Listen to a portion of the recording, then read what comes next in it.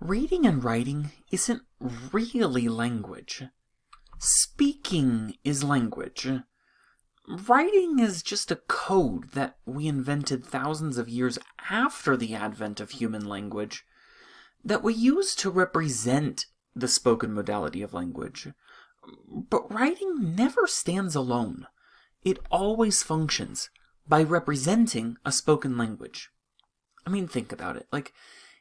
Even when you're reading a book in your head, you're still using your internal voice to verbalize the words. You're subvocally rehearsing, saying kind of in your head what the words sound like. You're hearing them in your mind.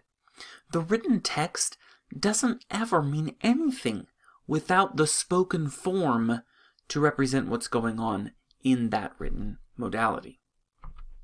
Now, spoken words are already abstract enough, but written words are even more abstract. So let's talk first about these spoken words.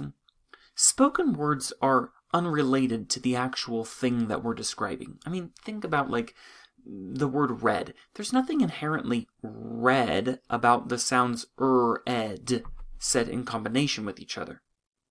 Just as there's nothing inherently red about the sounds rojo if you're speaking Spanish when you say those together, or the sounds lanumumu if you're speaking Samoan.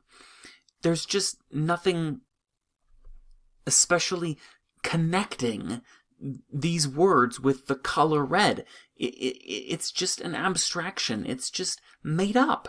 You could use any combination of sounds to represent anything in the world. Any color, any object, anything. And indeed, across languages, you see that happens. That there's no real connection between something in the world and the word we choose to represent it.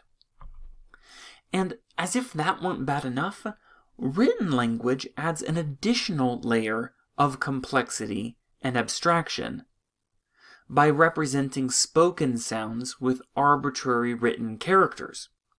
I mean, there's nothing about the sound that requires that we write it like a capital R looks, or even a lowercase r.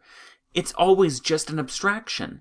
We could make the sound l in relation to this letter, as well as we could make the sound or this symbol right here could mean th or t or anything. It doesn't matter.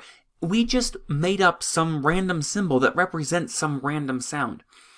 Every part of language is an abstraction that represents something else. But written languages represent an already abstract thing, spoken languages, which represent a concrete thing in the world that actually exists.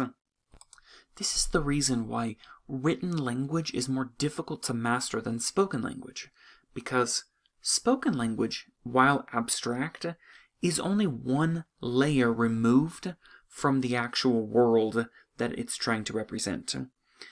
It is abstract, admittedly, but it only is one layer, one level removed from the actual world, it's trying to represent.